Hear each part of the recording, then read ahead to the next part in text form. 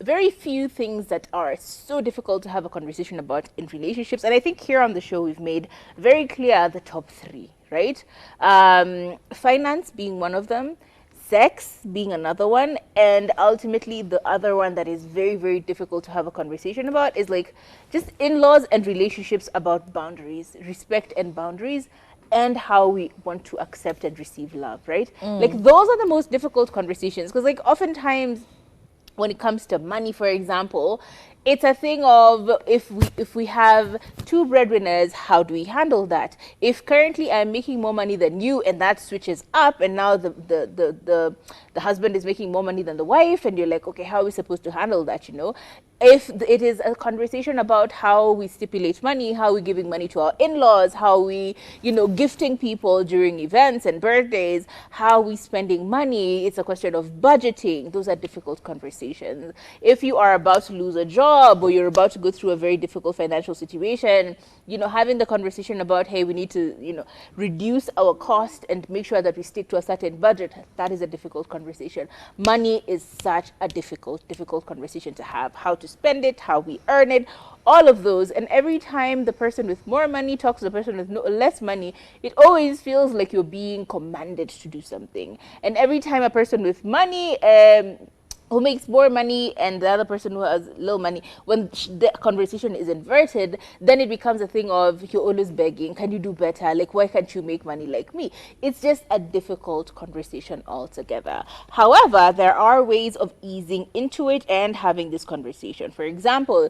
let's start the conversation with the very basic stuff of how do we manage money? Like, are we making a budget? Are we, like, it doesn't matter what point in a relationship we're at, if we sit down and have a conversation about budgeting and how we're managing money and how we're, you know, investing our finances and stuff like that, that is a very important step because it allows the other person to, you know, understand where we're at when it comes to money. Another thing is, do we have similar spending or saving habits? Very, very important, because if we're saving, what are we saving for? If we're spending, how much are we spending? Number three, very importantly, is what are the financial goals? Like, do you have anything in common that you want to sort out? For example, I want to buy this shamba that I saw in Nanyuki. Oh, beautiful, beautiful shamba. But the other person is like, no, but I want to buy a house in da da da da, or I want to buy a car instead, or I want to finance my parents' insurance. Like, you're in difficult positions, so you need to have a point where the two of you have confluence and you agree on what you do with your money. Another one is, how do we handle credit and debits, especially that one. You know, we're walking around and we're spending all this money, but is this money actually cash that we have, or is this a credit card? And then we're accumulating debt at the end of the year. If we accumulate debt till the end of the year, how are we paying it? Do we have an assurance that we will be able to pay this money, or do we end up having credit card loans? These are conversations which are difficult but must be had. And before you get married to somebody, you need to address the topic of, is your family going to expand? Are you going to have children? Are you not going to have children? Do you want children, or is it just peer pressure for you? Because I think even yesterday when the massage guy, it was Steve, when he said he hates children, people were like, what do you mean you hate children? They ain't done nothing to you. I mean, what could a baby do to you? He had such negative feelings. And then even after the interview, he actually doubled down and said, I did not say I dislike children. I said I hate children. I said what I said. So now imagine being in a relationship with somebody like that who has such an adversity for children, and you're thinking about, oh, we're gonna have like 3 children. If it's a girl, we'll name Hanjari. If it's a boy, he'll be Otis. If it's a, you know, and your partner, you're not on the same page when it comes to, you know, having a family. He has absolutely no intention of increasing the population of this earth. You, on the other hand, have all these dreams and fantasies of what you would like to happen. So the question is, are we going to have children or nah? What happens if we do have an unexpected pregnancy? Because, you know, sometimes the whoopsies, sometimes you wake up one morning and you're just vomiting. You're like, oh, Lord, is it one of them? Is it a parasite in my body? So, like, what do you do when that happens? What steps are we going to send it back to the father, or are we going to have it? These conversations you must have before you walk down the aisle with somebody, because it's going to be a shock when you are just ready to reverse Uno, and he's like, no, I want to keep this child. You're like, but we did not plan for this child. Another one is birth control, or other family planning, or birth control. What are we going to do? Are you going to have a vasectomy? Because I have no intention of being on hormones for like 30, 40 years. That's just not for me. So you need to sit down and have this discussion. If he says no vasectomy for me, you're like, okay, then from today you pull out.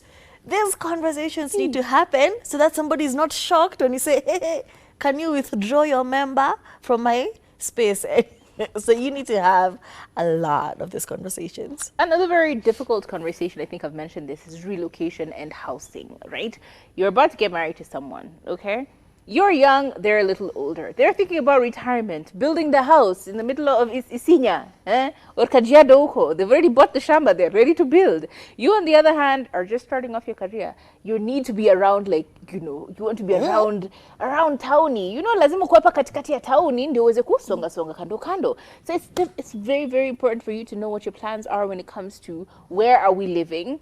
Where do these job opportunities come from? What is my proximity to these opportunities and my ability to navigate really quickly? What can we do? So very important for you to find out, are we open to relocating for new job opportunities, for example? Say I get an opportunity in Dubai. Are you willing to come with me to Dubai? Ama kunaenda aje? Long distance itakuwaje? Or say I get a job opportunity in where am I bringing up Isinya a lot? Isiolo, for example. Are you going to be able to come with me that way? Or does your job and your career limit you to staying in a specific location? How are we going to work that out? These are difficult conversations that need to be had. Talking about this is another question of how far do we want to live in proximity to our family? Like, tunaishi. Tree says this joke all the time. Like, umezaliwa hapa. Unasomea shule hapa. Unaenda university hapa. Unaolewa na neighbor yenyu wa hapa. And then you guys build a house right next to their family. And then it's like, is that what you want for yourself? Or do you want to live a little further away from your parents? How far do you want to live from your parents? Who are the priority parents in this particular cases? Like, all of these difficult conversations about proximity to family and relatives, very, very important to discuss and clarify. And ultimately, priorities when it comes to choosing a house. Do you want to live in like Madara, or are we living right next in Muthaiga? Do you want to live in, Kilimani areas, or do you want to live closer to, Kawangware areas? All of these are considerations. All the rent is different. Every single house will probably have a different system, there's so many differences when it comes to housing and you choosing where you want to live. Is it closer and more convenient for you to live in Luthiru than it is for you to live in Ungwaro? Why? Because my job is in Karen. If I live in Uthiru, then I have to take like 3 different matatus for me to be able to get Karen. It doesn't make sense. It's not fair. So all of these relocation questions need to be ironed out, especially before you move out. And in the same beat with careers, you also, with that, your career also comes into play. Whether you like it or not, you do need to consider the trajectory of your career if you are getting married to somebody, because we all get married for different reasons. Some people want companionship, other people just want to raise a family. So if we're coming in to raise a family, but I am on a track, I am on track for a promotion that I want, which means I'm going to be working 23 hours out of the day. That's just not feasible for a family, And you also don't want the burden of raising a child to be only left on one parent, because it kind of breeds a lot of resentment. So do you get to compromise now your career to start a family? Also, that has its own pot of problems, and it's a whole can of worms that you don't want to open. There are just a lot of things to consider when it comes to your career before you get married. And if you feel in the bottom of your heart that you getting married is going to hinder something you're working very hard for, then maybe put a pause on the marriage thing and say, you know what, maybe let me let me fulfill this goal first, and then we can get married, and then we can do all of these things afterwards. I really genuinely feel like this is a very, very important conversation to have, because not only is it helpful for someone who's about to get into a relationship, it is also helpful for someone who's already into a relationship. It's called reversing the gear, or at least trying to get back to where you should have started from. So honestly, I know we don't have enough time right now, but can we pause and continue this conversation tomorrow on the No Friday? We'll talk about the other few things that we feel are very, very vital for you to have a conversation about, simply before you get married or even after you get married, in order to ensure that you're at par or you're on the same level. So let's continue this conversation tomorrow. My name is Kathomi Kathomi. See ya. My name is Turife. Have a lovely weekend. No, see you tomorrow.